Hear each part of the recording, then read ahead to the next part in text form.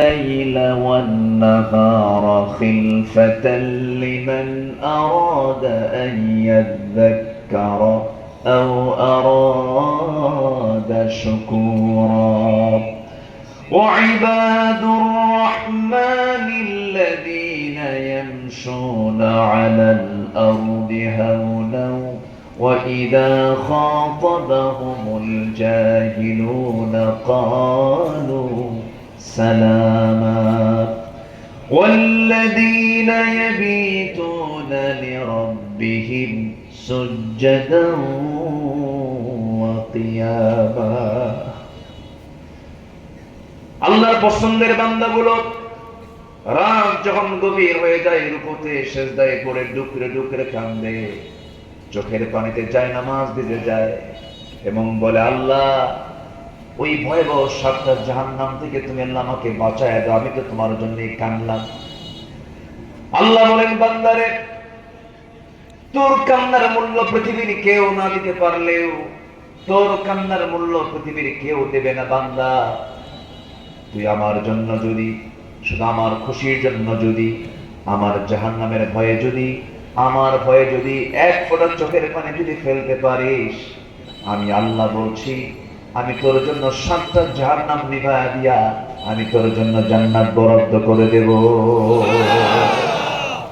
কান্নার মূল্য কার কাছে আছে? আল্লাহ আছে। কার কাছে আছে? বইয়ের কাছে? বইয়ের কাছে নাই? আপনাদের বউগুলো এইরকম,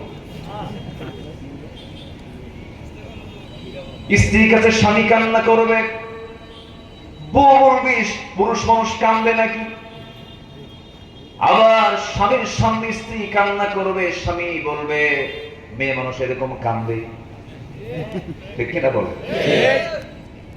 আবার ছাত্রের সামনে, শিক্ষকের সামনে ছাত্র কাঁদবে, শিক্ষক বলবে পড়াশোনা করবেন এই জন্য কান্দিস। পৃথিবীর মানুষ কান্নার উৎস খুঁজবে, সেই কান্নার কোনো মূল্য দিতে পারবে না, কিন্তু আল্লাহ বললেন বান্দা তোর কান্নার মূল্য আমার কাছে এত দামি, তোর কান্না যদি শুধু আমার জন্য হয়, তোর জন্য জাহান্নামটা আমি আল্লাহ হারাম করে দেব। অতএব এমনি জায়গায় কেন্দ্রে লাভ নাই। যা কাঁদবো আমরা কার কাছে? আসতে বলবেন না, কার কাছে কাঁদবো? কাঁদো বাঙালি কাঁদো।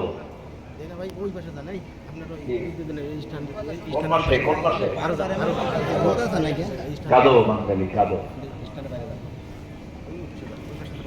কিসের জন্য কাঁদবো আমরা? আমার পাপের জন্য কাঁদবো। কার কাছে কাঁদবো আমরা? আল্লাহর কাছে কাঁদবো। কোথায়? সে কান্নাকাটি আর নাই, সব চলে গেছে। এমন চুরি করছে, চুরি তো পুকুর চুরি না, করছিল সাগর চুরি। কি চুরি? সাগর। আর কয়েকদিন থাকলে দেশই থাকতো না, সব বন্দোবস্ত হয়ে গেছিল। এটা দ্বিতীয় লন্দন দৌড়। এটা সিকিমকে যেভাবে আমার পার্শ্ববর্তী দেশ অ্যাটাক করেছিল, ঠিক ওই রকম ভাবেই সেকেন্ড লন্দন দৌড়টির ভূমিকায় তাকে আনতে চেয়েছিল। সম্মানিত ভাইয়েরা, যুবকদের রক্ত আল্লাহ পাক পছন্দ করেছেন। রক্তের বিনিময়ে মুসলিম বান্দাদের চোখের পানি যুগ পার হয়ে গেছে। এই কাশিমপুর কারাগারে তিনি পাপ করেছেন, চোখের পানিতে যায় নামাজ ভিজে গেছে। আল্লামা শহীদ দেলাওয়ার হোসেন সাইদ রাহিমাহুল্লাহ এই আবহাওয়ায় তিনি 12টা বছর কাটিয়ে দিয়েছেন। এই আবহাওয়া আমি এসেই বললাম, আগে হাবিবুর রহমান সাহেবকে বললাম যে এখান থেকে কারাগার কত দূর? বললো হুজুর আপনার আলোচনার আওয়াজটা কারাগারের লোকেরা শুনতে পাবে।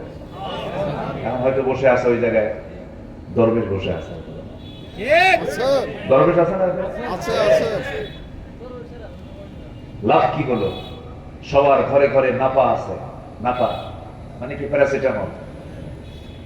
এই নাপা কোম্পানি যেটা বেক্সিমকো, এই বেক্সিমকোর মালিক হাজার হাজার কোটি টাকার মালিক, এত সম্পদ কত কেলেঙ্কারি আছে তার বিরুদ্ধে, তার জীবনে এত সম্পদ করলো, এত কিছু করলো, এরপরেও আল্লাহ বলছেন বান্দা আমার কোরআন থেকে দূরে থাকবি, ধরবো। ধরে নাই? আজকে ধরে নাই? আল্লাহ রাব্বুল আলামিন বলেন ومن أعرض عن ذكري فإن له معيشة ضنكا ونحشره يوم القيامة أعمى। আল্লাহ রাব্বুল আলামিন বলছেন আমার জিকির থেকে, আমার কোরআন থেকে যে বান্দা নিজেকে গুটিয়ে রাখবে, আমার বিধানকে বাদ দিয়া অন্য বিধানকে যারা মানবে, আমার জিকির বাদ দিয়ে যারা দিল্লির জিকির করবে, রাশিয়ার জিকির করবে, আমেরিকার জিকির করবে, আল্লাহ বলছেন আমি তার জন্য দুনিয়ার জীবনকে সংকীর্ণ করে দেব। সে শান্তি পাবে না, টাকা থাকবে, পয়সা থাকবে, কিন্তু শান্তি নাই। আছে শান্তি? আছে? আছে শান্তি? আছে?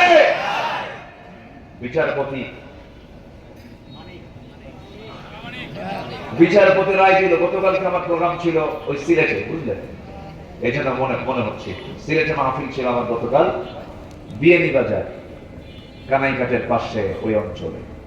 যারা ওর 2 বিসি আউট করে দিচ্ছে তারা আমার সাথে একটু দেখা করতে আসছে। হুজুর আমরা সাইজ করছি, একদম নিজের হাতে শক্তভাবে আদায় করে দিচ্ছে। সম্মানিত ভাই, এত বড় বেয়াদব, এত বড় উচ্ছৃঙ্খল, এরা বিচারপতির চেয়ারে বসেছিল। এরা বিচারপতি না, এরা ছিল সন্ত্রাস। এরা কি ছিল? সন্ত্রাস ছিল, টেরর। এরা টেররিজমকে জাতির উপরে চাপিয়ে দিয়েছিল। আমাদেরকে বলেছিল আমরা নাকি সন্ত্রাসী, আমরা নাকি মানবতা বিরোধী অপরাধী, আমরা নাকি যুদ্ধাপরাধী, আমরা নাকি ধর্ষণকারী।